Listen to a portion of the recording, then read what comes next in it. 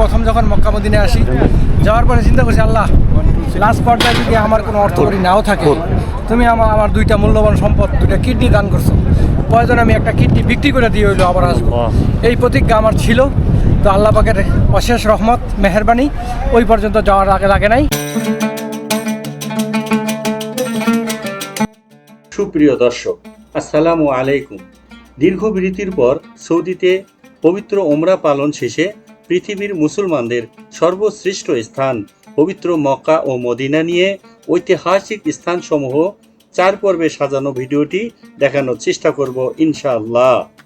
আজ দেখবেন এর প্রথম পর্ব, মদিনার প্রিয় নবীজির মসজিদে নববী ও ঐতিহাসিক মসজিদে কুবা, 2 কিবলার মসজিদ, কিবলাতাইন, উহুদ পাহাড়, জিন পাহাড় ও খেজুর বাগান। তাহলে আর দেরি না করে চলুন আমরা মূল ভিডিওতে চলে যাই।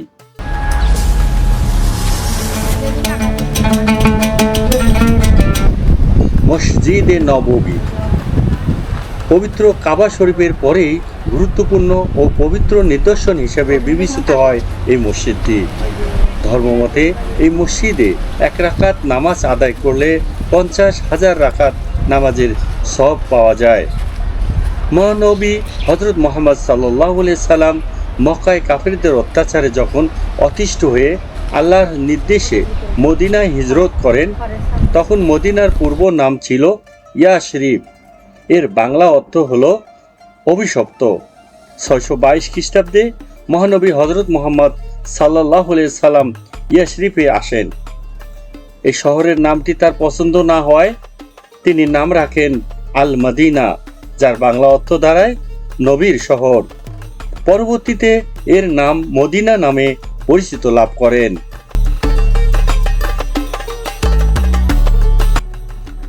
মদিনা পৃথিবীর বুকে পবিত্রতম স্থান। মদিনা নগরী সম্পর্কে মহানবী হযরত মুহাম্মদ সাল্লাল্লাহু আলাইহি সাল্লাম বলেছেন, যে ব্যক্তি মদিনার অধিবাসীদের কোনো ক্ষতি সাধন করতে চাইবে, আল্লাহ তাকে নিশ্চিহ্ন করে দেবেন, যেমন লবণ পানির মধ্যে মিশে যায়। তিনি আরও বলেন, আল্লাহ তুমি মদিনাকে আমাদের কাছে এমনই প্রিয় করে দাও যেমনই প্রিয় করেছ মক্কাকে, বরং তার চেয়ে আরো বেশি প্রিয় করে দাও।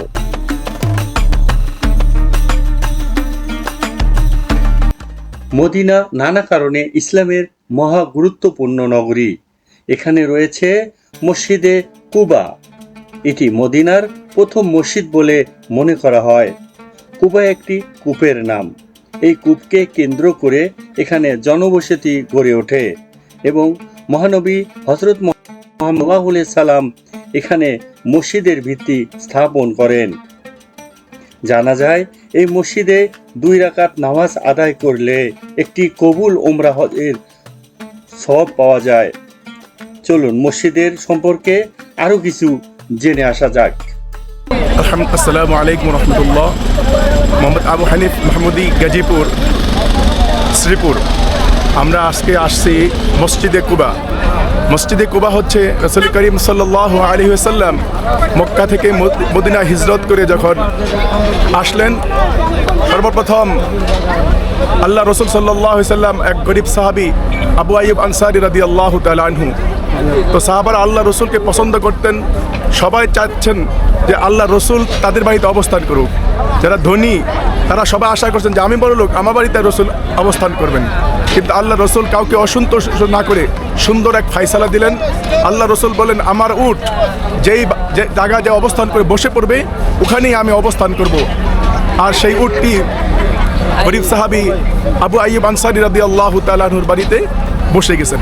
ওখানেই এই মসজিদে কুবা। এই মসজিদে কুবা যদি কোনো আগন্তুক হাজী সাহেবেরা 2 রাকাত নামাজ পড়েন, তো আল্লাহ তাআলা তাকে কবুলিয়াত উমরা হজের সওয়াব দান করবেন। আপনারা যারা এখানে আসবেন, সৌদিতে আসবেন, উমরা করতে আসবেন, হজ করতে আসবেন, এখানে আসবেন, আশা করি আল্লাহ পাক আপনাদের সবাইকে আসার তৌফিক দান করুন। মুসলিম ইতিহাসে আরেকটি গুরুত্বপূর্ণ মসজিদ হচ্ছে কিবলাতাইন, অর্থাৎ 2 কিবলার মসজিদ। এই মসজিদ সম্পর্কে আমরা এবারে জানতে চাইব মোহাম্মদ আবু হানিফ সাহেব। ওনার কাছে আমরা বিস্তারিত এই মসজিদ সম্বন্ধে জেনে নেব। এটা হচ্ছে মসজিদে কিবলাতাইন। মুসলমানদের সর্বপ্রথম কিবলা ছিল মসজিদে আকসা, যেটা ফিলিস্তিনে। তো আল্লাহ রাসূল সাল্লাল্লাহু আলাইহি ওয়াসাল্লামের ইচ্ছে ছিল যে মুসলমানদের কিবলা যদি মসজিদে হারাম অর্থাৎ বাইতুল্লাহ শরীফের যে হতো, তাহলে আল্লাহ রসুলের প্রশান্তি হতো। তো এই দোয়া করতেন, আল্লাহ রব্বুল আলামিন আপনি আমাদের কেবলাকে বাইতুল্লাহ শরীফ করে দেন, মসজিদে হারামকে আমাদের কেবলা করে দেন। তো আল্লাহ রসুল মাঝে মাঝে উপর দিকে তাকাতেন যে জিবরিল আলাইহিস সালাতু ওয়াস সালাম কি কোনো সংবাদ নিয়ে আসে কিনা। হঠাৎ একদিন আল্লাহ রসুল সাল্লাল্লাহু আলাইহি ওয়াসাল্লাম আসরের নামাজের সময় নামাজ পড়তেছেন। 2 রাকাত নামাজ হওয়ার পরে জিবরিল আলাইহিস সালাতু ওয়াস সালাম মসজিদুল হারামকে কেবলা করে দিয়েছেন। 3য় রাকাত থেকে আল্লাহ রসুল সাল্লাল্লাহু আলাইহি ওয়াসাল্লাম মসজিদে আকসা থেকে মসজিদে হারামের দিকে অর্থাৎ কাবার দিকে ফির নামাজ আদায় করেছেন। সেই থেকে আমরা তো এটা যারা হাজিরা আসেন এখানে 2 রাকাত নামাজ আদায় করেন। এখনও পর্যন্ত সেই স্মৃতি মুসলমানদের যত স্মৃতি আছে তার মধ্যে একটা স্মৃতি হচ্ছে এই কিবলাতাইন মসজিদ। আপনারা সবাই আসবেন এই আশা ব্যক্ত করে ইনশাআল্লাহ রেখেছি। যে অনেকে এরকম মনে করে উমরা করতে আসে যে উমরাটা করে আসি, হজ তো করতে পারতাম না। আপনি উমরা যদি 1000 বারো করেন, যার উপরে হজ ফরজ হয়েছে তার ফরজ আদায় হবে না 1000 বার উমরা করলেও, যতক্ষণ পর্যন্ত হজ না করবে। আর হজ না করে যদি মারা যায় তাহলে নামাজ না পড়ে যেরকম মারা গেলে মানুষ অন্যায়কারী হয়, এরকম ভাবে হজ না করে মারা গেলেও মানুষ অন্যায়কারী হবে। সুপ্রিয় দর্শক, এখন আমরা উহুদের পাহাড়ের দিকে রওনা করেছি। এই ঐতিহাসিক উহুদের পাহাড় সম্পর্কে আমাদের কম বেশি সবারই জানা আছে। তারপরও এই বিষয়ে বিস্তারিত জানব আমাদের উমরা টিমের দলপ্রধান অর্থাৎ মুআল্লিম জনাব মাওলানা মোহাম্মদ আব্দুর রাজ্জাক সাহেবের কাছ থেকে। ছিল তারা মনে করলো যুদ্ধ তো শেষ হয়ে গেছে, বিজয় হয়ে গেছে, এখন আর পাহারা দেওয়ার দরকার নেই। এই কথা মনে করে তারা পাহাড় থেকে নেমে গেল। নেমে যাওয়ার পরে ওই শত্রুরা যারা মক্কার দিকে বাঁকতেছিল, ওই শত্রুরা যখন দেখলো যে পাহাড়ের মধ্যে কোনো পাহারাদার নাই, এবং তারা আবার পিছনে ফিরলো, উল্টা আসলো, আইসা মুসলমানদেরকে কচু কাটার মতো মুসলমানদেরকে মারলো। 70 জন সাহাবী শহীদ হইল এই যুদ্ধের মধ্যে। এবং স্বয়ং নবী করিম সাল্লাল্লাহু আলাইহি ওয়াসাল্লামের যে মাথার মধ্যে লোহার টুপি ছিল, এই টুপিটা পর্যন্ত ভেঙে ওনার চোয়ালে ঢুকে গেল, এবং কয়েকটি দাঁত মুবারক, ওনার দান মুবারক শহীদ হয়ে গেছে। তারপরে এই যে ছোট্ট একটি পাহাড়, মানুষ দিকে তাকান, দেখেন বলে ছোট্ট পাহাড়ের মধ্যে কিছু মানুষ আছে, এটাকে জাবালে রুমা বলা হয়। এই পাহাড়ের উপরে পাহারা দেওয়ার জন্য তাদেরকে রেখে দিয়েছিলেন। আর ওনারা ওইদিকে যুদ্ধ করতেছিলেন। ওনারা এই যখন প্রাথমিক বিজয় হয়ে গেল, ওনারা পাহাড় থেকে নেমে গেল, কাফেররা আবার চলে আসলো, চলে এসে মুসলমানদেরকে হত্যা করলো।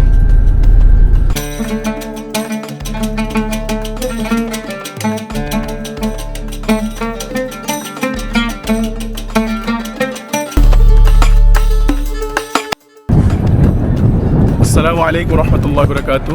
জি, এই উহুদ পাহাড় রাসূল করিম সাল্লাল্লাহু আলাইহি ওয়াসাল্লাম বদরে কাফেরদেরকে পরাজিত করার পরে কাফেরদের ভিতরে একটা জিদ ছিল। তারা এরকম প্রতিশোধ নেওয়ার জন্য 400 মাইল মক্কা থেকে মদিনা 400 মাইল দূরে তারা এসে এখানে তারা যুদ্ধ করেছে মুসলমানদের সাথে। মুসলমানরা প্রথমে জয়যুক্ত হয়েছিল, বিজয় অর্জন করেছিল। আল্লাহ রাসূল সাল্লাল্লাহু আলাইহি ওয়াসাল্লাম 50 জন সাহাবীকে বলেছিলেন, যুদ্ধে জয় পরাজয় যাই কিছু হোক না কেন, তোমরা এই পাহাড়ের উপর থেকে নিচে নামবে না। এই সেই পাহাড়? হ্যাঁ, এই সেই পাহাড়। তো এরপরে রাসূল করিম সাল্লাল্লাহু আলাইহি ওয়াসাল্লাম যখন যুদ্ধে মুসলমানরা বিজয় অর্জন করেছে, সাহাবারা গনিমতের মাল সংরক্ষণ করতেছে। তো তারা 50 জন উপরে যারা ছিল তারা চিন্তা করছে যে এখন তো যুদ্ধ শেষ হয়েছে, আমরা গনিমতের মালে অংশগ্রহণ করি। তারা যখন গনিমতের মাল অংশগ্রহণ করার জন্য আসছে, তো খালিদ বিন ওয়ালিদ রাদিয়াল্লাহু তাআলা আনহু তখনও ইসলাম গ্রহণ করেননি। তিনি একজন চৌকস যোদ্ধা ছিলেন। তো তিনি লক্ষ্য করলেন যে মুসলমানরা গনিমতের মাল টোকানের মধ্যে ব্যস্ত আছে, সাহাবীরা। তখন তিনি তার বাহিনী নিয়ে তৎক্ষণাৎ অতর্কিত হামলা করে মুসলমানদের উপরে হামলা করে 70 জন সাহাবীকে তারা শহীদ করে দিয়েছে। এমনকি হামজা রাদিয়াল্লাহু তাআলা আনহুর মতো বড় জলিল সাহাবী, এরকম জলিল কদর সাহাবী, তিনাকেও শহীদ করে দিয়েছেন। এই জন্য আমরা আজকে আসলাম এখানে, 70 জন সাহাবীর কবর জিয়ারত করেছি। আপনারা যদি কখনো মক্কাতে আসেন, মদিনাতে আসেন, আপনারা ইনশাআল্লাহ আসবেন। আল্লাহ পাক আপনাদেরকে আসার তৌফিক দান করুন। আসসালাম। আমরা পবিত্র উহুদ পাহাড়ে এখন অবস্থান করতেছি। হ্যাঁ। অত্যন্ত রহমতময় পাহাড়, মনোমুগ্ধকর। এখানে আমাদের ইসলামের প্রথম 70 জন সাহাবী শহীদ হয়েছে। আমরা ওই কবর জিয়ারত করলাম। তো আল্লাহ পাকের কাছে আমাদের এই প্রার্থনা, এই 70 জন সাহাবী এখানে শুয়ে আছে, ওদের জিয়ারতের উসিলা এবং হুজুর পাক সাল্লাল্লাহু আলাইহি সাল্লামের উসিলায় যাতে আমাদের উমরাকে কবুল করে। তাই বাংলাদেশের প্রত্যেক মানুষকে আমি স্বাগতম জানাবো। সবাই যাতে মক্কা মদিনার সফর মরার আগে একবার হলেও দেখা উচিত। আমি তো মনে করি, আমি প্রথম যখন মক্কা মদিনায় আসি, যাওয়ার পরে চিন্তা করছি, আল্লাহ লাস্ট পর্যায়ে যদি আমার কোনো অর্থকরী নাও থাকে, তুমি আমার দুইটা মূল্যবান সম্পদ, দুইটা কিডনি দান করছো, প্রয়োজন আমি একটা কিডনি বিক্রি করে দিয়ে হইলো আবার আসবো। এই প্রতিজ্ঞা আমার ছিল। তো আল্লাহ পাকের অশেষ রহমত, মেহেরবানি, ওই পর্যন্ত যাওয়ার আগে লাগে নাই। আল্লাহ পাক আবারও আমাকে এই পবিত্র ভূমিতে আনছেন। এই জন্য আসলে কি বলে শুকরিয়া আদায় করব, এটা বলার কোনো ভাষা নেই।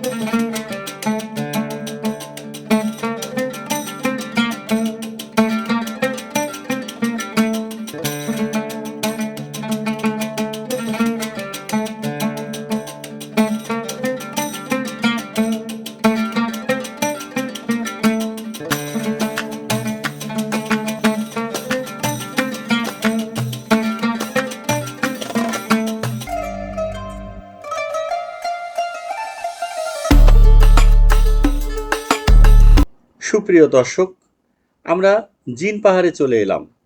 এটি হচ্ছে জিন পাহাড়, জিনদের বসবাসের স্থান। আমাদের রাসূল পাক সাল্লাল্লাহু আলাইহি সাল্লামকে জিনেরা বলেছিল, হে আল্লাহ রাসূল, আমাদের একটি বসবাসের জন্য জায়গা দরকার। তখন রাসূল পাক সাল্লাল্লাহু আলাইহি সাল্লাম বলেছিলেন, তোমরা এখানেই থাকো, এটাই তোমাদের বসবাসের স্থান। তারপর থেকে এই জায়গাটির নাম হয়েছে ওয়ালি আল জিন, অর্থাৎ জিনের পাহাড়। গাড়ি নিউট্রাল করা হয়েছে, এই যে একটু দেখি পায়ের কাছে কিচ্ছু নাই, এই যে ফাঁকা দেখতেছেন। আর গাড়ি এখন চলবে। আমরা পাহাড়ে ব্যাগে যাচ্ছে, ব্যাগে যাবে, ব্যাগে ও মদিনা কে যায় তা। ও রিক্সা দেখছেন, এই যে উঠতেছে উঠতেছে উঠতেছে উঠতেছে উঠতেছে উঠতেছে গাড়ি চালু করবে আবার তখন যাবে, চালু করলে আচ্ছা আচ্ছা আচ্ছা গাড়ি যাচ্ছে দেখছেন, ব্যাগে যাচ্ছে গাড়ি, গাড়ি ব্যাগে যাচ্ছে আমাদের। আমরা এই সেই জিন পাহাড়ে হাজির হয়েছি। এটাই সেই জিন পাহাড়, যেখান থেকে পানি রাখলে পানি উপরের দিকে চলে যায়। এই হলো পাহাড়। এবং আমাদের যে গাড়িটা, এই গাড়িটা ড্রাইভার সাহেব আপনারা দেখলেন যে গাড়িটা নিউট্রাল করার পরে গাড়িটা একা একা একা একা পেছনের দিকে যাচ্ছিল। তো আমরা এখানে একটা সাইনবোর্ড দেখতে পাচ্ছি, যদিও আরবিতে লেখা আছে, আমি জানি এখানে কী লেখা আছে। পানিটা ওই দিকে যাচ্ছে, পানিটা ওই দিকে যাচ্ছে, পানিটা যাওয়ার কথা এদিকে। দর্শক, আমরা এই যে একটা বড় বোতল, আমরা আরেকটু দেখাই। এই যে রাস্তাটা আছে জিন পাহাড়, এইদিকে এই রাস্তাটা এইদিকে সম্পূর্ণ ঢালু। এইদিকে হলো উঁচা, মানে উঁচু হলো এইদিকে, যদিও মদিনা হলো এই সাইডে। আমরা এবার আপনাদেরকে আবারও দেখাবো যে আমি এই পানির বোতলটা এখানে রাখলাম পানির বোতল। এই বোতলটা এইদিকে যাওয়ার কথা, তা না ওইদিকে যাচ্ছে। দেখেন এইদিকে যাচ্ছে, অটোমেটিকলি চলে যাচ্ছে। কোথায় চলে যাচ্ছে? মদিনার দিকে যাচ্ছে। আমরা আবার ধরি, আবার এটা আবার চেষ্টা করব আমি জ্বরে এই বোতলটা এইদিকে দেবো, কিন্তু ওইদিকে যাবে না, আবার এইদিকে আসবে। কি স্পিডে আসে একটু দেখবো, কত স্পিডে আসতেছে ভরা বোতল।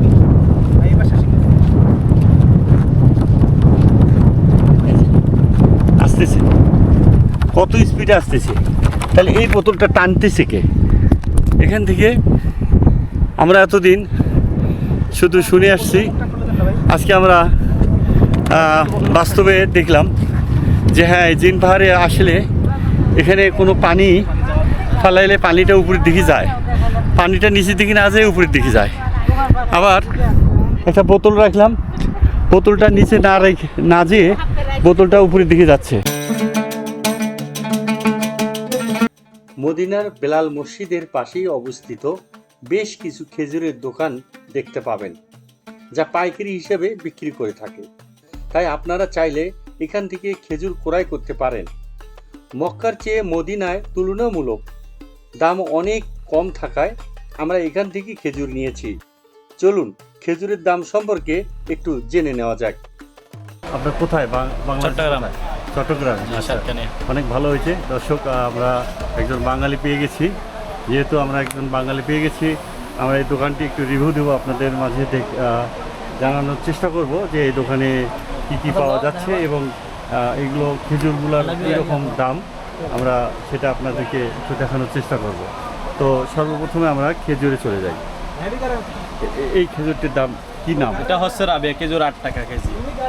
আর এটা আছে কলমি খেজুর 8 টাকা। এটা সুগাই, এটা 10 টাকা। আজুয়া আছে, এটা হচ্ছে মদিনার আজুয়া 10 টাকা বেশি, আমরা 15 টাকা রেট 10 টাকা। এটা হচ্ছে মরিয়ম 8 টাকা করে। এটা রাবিয়া 12 টাকা কেজি। আর এটা আছে মজজুল খেজুর, যেটা সুগার ফ্রি বলে, এটা তো 15 টাকা। এটা মদিনার বাইরের খেজুর আজুয়া আল কাসিম, এগুলো 12 টাকা কেজি। আর এমনি এগুলো আছে 15 টাকা কেজি বাদামওয়ালা খেজুর, বাদাম ভিতরে বাদাম, ভিতরে বাদাম দেওয়া, এটা 15 টাকা কেজি। আর এমনি চকলেট আছে 30 টাকা, রেফেলও আছে, তুর্কি চকলেট আছে 12 টাকা। এটা 12 টাকা। হ্যাঁ 12 টাকা। আর এগুলো আছে হচ্ছে বাদামের খেজুরের চকলেট আর কি, 30 টাকা কেজি। এগুলো হচ্ছে চকলেট ওয়াইফার 30 টাকা কেজি। নারকেলের আছে 25 টাকা, এগুলো 25 টাকা হাজার বাইজান। আর এমনি উপরেগুলো আছে হচ্ছে 17 টাকা কেজি। উপরে এগুলো সব 17 টাকা কেজি। এগুলো হচ্ছে সৌদি আরবের চকলেট, দুধের, গরুর দুধের। আবার চকলেট প্রিয় সবাই। এখানে আপনাদের একটা খেজুর আমি দেখছি, এটা হচ্ছে সুগল বলি আমরা, সুগল দানা ছাড়া খেজুর। এটা কত? এগুলো হচ্ছে 8 টাকা কেজি। আর এটা হচ্ছে আম্বর। খেজুরে অনেকগুলো কোয়ালিটি আছে, 500টা কোয়ালিটি আছে। এগুলো হচ্ছে নর্মাল কোয়ালিটি, এসছে ভালো কোয়ালিটি। আর এটা কত এখন? এগুলো 15 টাকা কেজি। এগুলো আছে 10 টাকা কেজি। এটা সবাই 10 টাকা কেজি। আজও এটা 15 টাকা। আরও আপনারা যদি ভালো দেখতে চান, আরও অনেক ধরনের কোয়ালিটি আছে, ভালো কোয়ালিটি, ভালো সম্মত অনেক কোয়ালিটি। এগুলো সব এখানে ভিতরে মাল আছে ভালো। আপনার দোকানটার মানে লোকেশনটা বলেন। আমাদের দোকান হচ্ছে বেলাল মসজিদের পিছনে, দুনিয়াত্তম হারাম থেকে আসে সোজা 365 নম্বর গেট দিয়ে বাইরে হলে সোজা একদম দুনিয়াত্তম।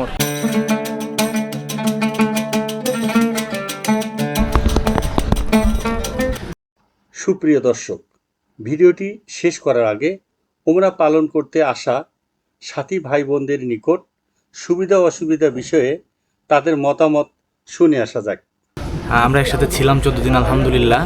আমরা নিজেদের মতো করে সাজিয়ে নিয়েছি, বাট যেটা আমাদেরকে বলে নিয়ে আসা হয়েছিল, আমাদের যে ব্রোকার বা মুয়াল্লিম যাই বলেন, যেভাবে বলে নিয়ে আসছিল, আমরা তার 50%ও পাইনি, এই জন্য একটু ডিসঅ্যাপয়েন্টেড। বাট যেহেতু আল্লাহর কাছে আসছি, আমরা চেষ্টা করছি আমাদের নিজেদের মতো করে আমল করার জন্য। যদিও একটু কষ্ট হয়েছে, হোটেলগুলো 1.5-2 কিলো দূরে ছিল, খাবারের মান একটু খারাপ ছিল, হোটেলের রুম যেটা জীবনে কোনো দিন থাকি না এরকম রুমে থাকা ছিল। অ্যাকচুয়ালি যদি আসেন আপনারা ডিরেক্ট মোয়াল্লেম ধরে আসবেন, মোয়াল্লেমের যে দালাল বা হাত তাকে ধরে আসবেন না। এদের হাত ঘোরা মানেই টাকা বেশি হওয়া এবং আপনার সার্ভিস খারাপ হওয়া। মক্কায় আনবে প্রথম, মক্কায় আনে নাই, নিয়ে গেছে মদিনায়, এবং আমাদের খাবার দাবার সব কিছুই মানে কষ্ট হয়েছে। বাসা মানে মক্কা ভাষা থেকে অনেক দূর, অনেক দূরে দিছে, বলছে কবুতর ফুটি দিবে, দেয় নাই। বলছে যে মানে ডাইরেক্ট প্লেনে নিয়ে আসবে, নিয়ে আসে নাই। প্লেনও খাবার নাই। প্লেনে কোনো খাবার নাই, মাম বললাম, ওয়াটার বললাম, কোনো কিছুতেই মানে সাহায্য হেল্প পাই নাই। আমরা যে সময় কাটালাম, তো সব মিলে আপনার কেমন লাগছে? এবং আরেকটা শেষ প্রশ্ন, যারা আমার এই ভিডিও দেখবেন তাদের মধ্যে অনেকে আসার আগ্রহ করছেন এবং নিয়ত করছে, তাদের উদ্দেশ্যে কিছু বলবেন যে তাদের কি করা উচিত? জি, আমি শাহিদ হাসান, সহকারী শিক্ষক, যশোর সরকারি প্রাথমিক বিদ্যালয় শিবপুর নরসিংদী। প্রত্যেকটা মুমিন মুসলিমের মধ্যেই একটা আকাঙ্ক্ষা থাকে যে সে পবিত্র ভূমিতে বাইতুল্লাহতে এসে উমরা করবে, হজ করবে, মদিনা শরীফে রাসূল সাল্লাল্লাহু আলাইহি ওয়াসাল্লামের রওজা জিয়ারত করবে। আমিও তার ব্যতিক্রম নই, আমার আকাঙ্ক্ষা ছিল, আমি এসেছি। তবে এই ক্ষেত্রে আমি একটু পরামর্শ দিব যারা আসতে চান, যে যেই মোয়াল্লেমের সাথে আসবেন আপনারা কনফার্ম হয়ে যে কোন হোটেলে রাখবে, কোন ট্রানজিট ফ্লাইটে আনবে, এই বিষয়গুলো আপনারা কনফার্ম হয়ে আসবেন। কারণ আর যদি যারা মহিলা নিয়ে আসবেন সাথে, তাদের ক্ষেত্রে তো আরও বেশি কনফার্ম হতে হবে। কারণ আমি এবার আমার মা খালাকে নিয়ে এসেছি এবং অনেক ভোগান্তির শিকার হয়েছে। ট্রানজিট ফ্লাইটে এসেছি, হোটেল মক্কা থেকে কাবা শরীফ থেকে অনেক দূরে হেঁটে যেতে প্রায় 2-2.5 কিলো। তো আমার মা চেয়েছিল প্রত্যেক ওয়াক্তের নামাজ বাইতুল্লাহতে পড়বে, কিন্তু এই দূরত্বের কারণে এসে যে ক্লান্ত হয়ে যেত, পারেনি। খাবারের মান ছিল অনেক খারাপ। তারপরে একটা রুমে 3 জনের বা 2 জনের রুমের মধ্যে 6 জন 7 জন ঢুকিয়ে দিচ্ছে। তারপরে যে রুমের যে ম্যানেজমেন্ট, এগুলো ভালো ছিল না। এই জন্য আপনারা কনফার্ম না হয়ে কেউ অর্থাৎ এই আসবেন কয়েকটা না। জিনিস তাদের মাথায় রাখতে অবশ্যই হবে, মাথায় রাখতে কোথায় হবে। রাখবে, কি জি, খাওয়াবে জি। এবং কত বিশেষ করে যারা মহিলাদেরকে নিয়ে আসবে, মা খালা বোনদেরকে নিয়ে আসবে, তাদের।